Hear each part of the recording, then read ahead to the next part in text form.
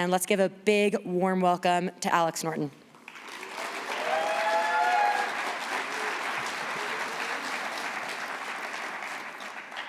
All right, thanks, Maddie. Thanks to all of you for being here. And I'll jump into it. There's a big picture of me if you can't see me.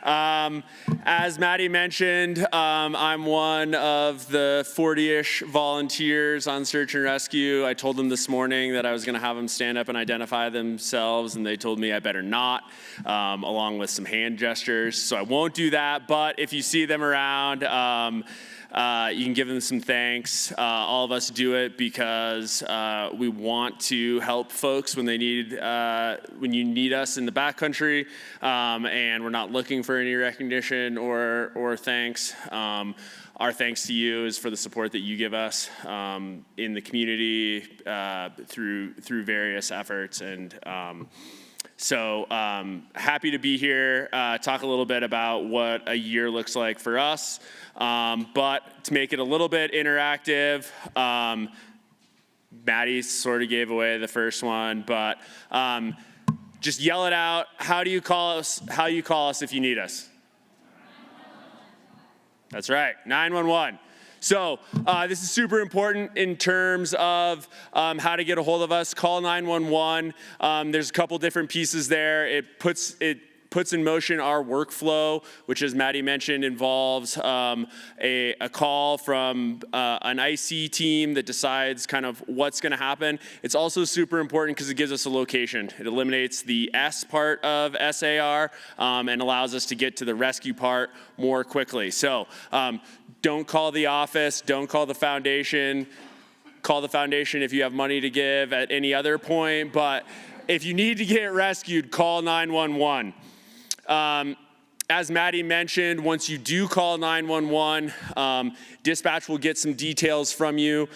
They will page the board. The board gets on a conference call where we evaluate the situation, and the very first thing we're trying to determine is whether or not we need to page the entire team. And so there are some instances where that happens immediately, and that team of 40 volunteers all get a phone call and a text and an email, and start to respond to the mission from wherever they are in their life as a teacher or a doctor or a desk jockey or a mom or a dad or whatever else we do in our regular life.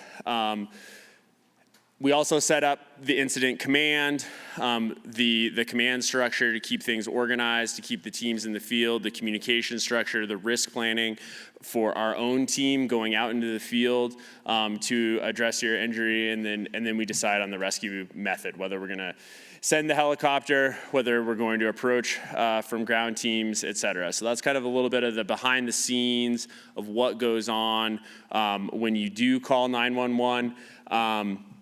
We get about 120 calls like that per year. That's a trend that is going up as more people recreate in the backcountry, as we do a better job of educating folks about how to call when you are in trouble. If you do think you're in trouble, give us a call. If you figure out that you're not in trouble, it's okay to call us back and say, I don't need you anymore. But if you wait until you're absolutely sure you're in trouble, it gets dark, and then it gets a lot harder to come help you. So, the fact that there's more calls per year is something that it doesn't scare us. It doesn't mean that groups like this, conversations like this, are doing anything wrong. But it also represents the commitment that all of those volunteers make throughout the year to respond to these various calls. This is the seasonal distribution of our calls.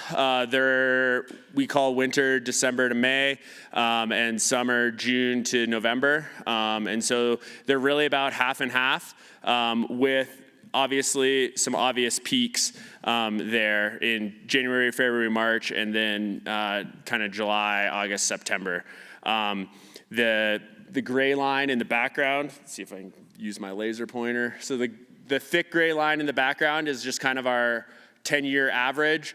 you can see that the floor on winter calls is higher than the floor on summer calls, but the peak is about the same.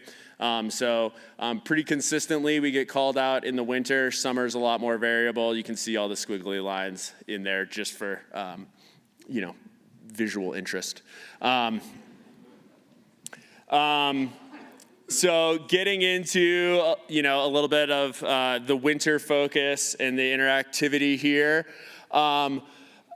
We just saw a presentation about skiers and snowboarders versus snowmobiling and the types of accidents. So we'll do a quiz here. So if you think skiing and snowboarding generates more calls, stand up. If you think snowmobiling generates more calls, raise your hand.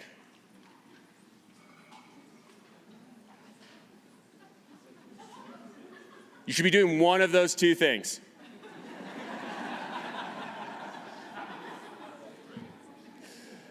All right, here's the answer.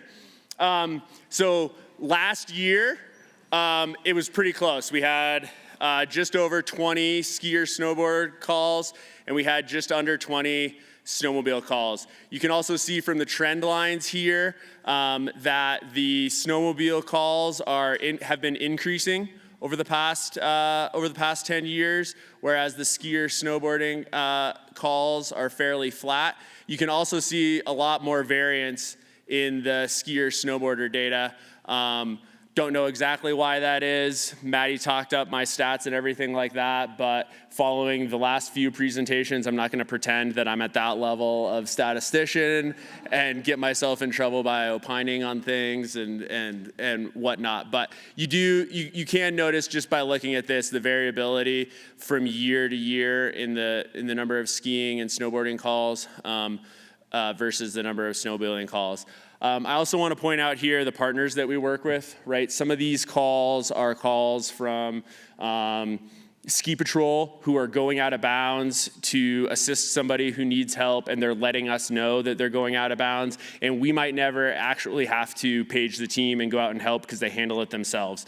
Similarly, up on Togety, we work with the Togety mountain guides. A lot of times they'll let us know, or the person will call in and we'll let them know that something's going on out there, and they can go get somebody unstuck or help somebody before we ever have to go out there and page the entire team and drop what we're doing. So those still show up as calls in our data and are interesting to look at in terms of trends and education and whatnot. But a huge shout out to our partners, and also Grand Targhee Ski Patrol, Grand Teton National Park. Those are the ones that we work with the most because some of these calls get solved without us ever having to page the entire team.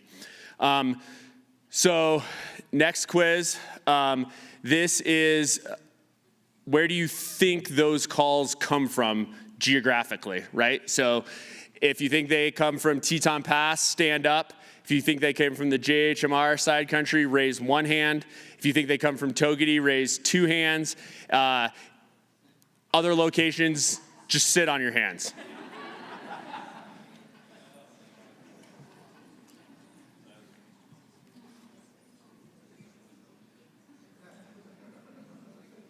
It's a little harder to see if you're participating since sit on your hands was one of the options, but so we do about 20, press the wrong button. About 23% of our calls are in the JHMR side country, and about 23% of our calls are up at Togety. Again, huge shout out to our partners there. About 14% of our calls are on Teton Pass. So technically, if you sat on your hands and you lumped together all of the different other locations, you won. If you want to argue about what the technicality there, you can do that later over your beers, but it, provides an opportunity for everybody to have won. I think in addition to just kind of like where these responses happen, I think the trend line up in the Targhee side country area as they've opened their gates is something we're working with the Targhee Ski Patrol on, and something that we're seeing there. So that's definitely an interesting piece here. These other county responses are where we get calls from Lincoln County, Sublette County, Fremont County, other places in Wyoming, over in Idaho, for assistance with our helicopter and a crew to do a rescue that they're not capable of. And we're so lucky to have the helicopter resource that we have. And thank you to anybody in this room who helped support that. And it is a way for us to build our relationships with our neighboring counties, and definitely something that's picking up as well through the winters here. So I looked at the calls that were a result of an avalanche. And over the past 10 years, and we average about 6 of those a year. 2 of those calls every year, on average, are calls where there's no patient involved. Somebody reports an avalanche, we go check it out, there's no reason to believe anybody's in there, or they call back in and they say, we're all fine, we're good to go. So that's about 4 calls a year that we get on average that involve somebody carried who has an injury, or it's a fatality, and either us or Ski Patrol is responding to that. And so that's a fairly flat trend over the past 10 years. Kudos to all the work that everybody's doing here, right? This is one of Maddie's favorite slides from all of her preventative search and rescue work, to try and provide this education and help people be safe in the backcountry. But to echo one of the main points from the presentation you just saw, they were talking about being ready for trauma, et cetera. You can see that this avalanche call trend is flat over the past 10 years, but the number of calls we get in the winter is going up, right? And so know all of this stuff, stay out of the avalanches, do your best, encourage your friends, all those things that Maddie just said. And then also remember that avalanches aren't the only things that are going on when you go out into the backcountry, right? You can get lost. You can have a non-avalanche related injury.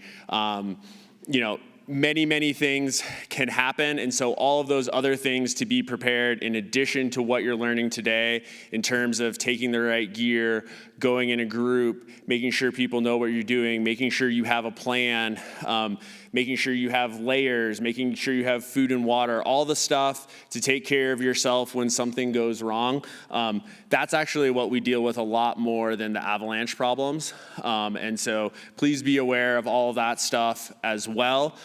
Call us if you need help, and try and prepare yourself the best you can for what you see out there. And so this is where I plug all of the preventative SAR work that Maddie is organizing for the winter. I'm not going to go through all of this, but there's a lot of great opportunities to talk about avalanches that people have already mentioned, also talk about your first aid, what you should take with you in your backpack, all the various things. Please go to as many of these as you can. Support all the great work that Maddie's doing. Another way that you can get involved and help us out is with the Backcountry Gate survey work that we've been doing for 5 years now, 11 years now. Sorry, I only need pretty pictures for the past 5. But super interesting information, really dovetails nicely with some of the presentation, especially the one that we just saw in terms of what gear, what preparedness are people going out of the gates with from JHMR. Maddie needs volunteers to keep this work going and hopefully build up this data set so that we can integrate it into some of the great work that the real statisticians are doing as it relates to avalanches. So thanks for all of that. Happy to answer any questions, although I think we're running low on time, so just find me. I can have my beer now that I've given my talk. And thanks for all your support. And hopefully when I see you out there, it'll be because we're playing and not because I have my red jacket on.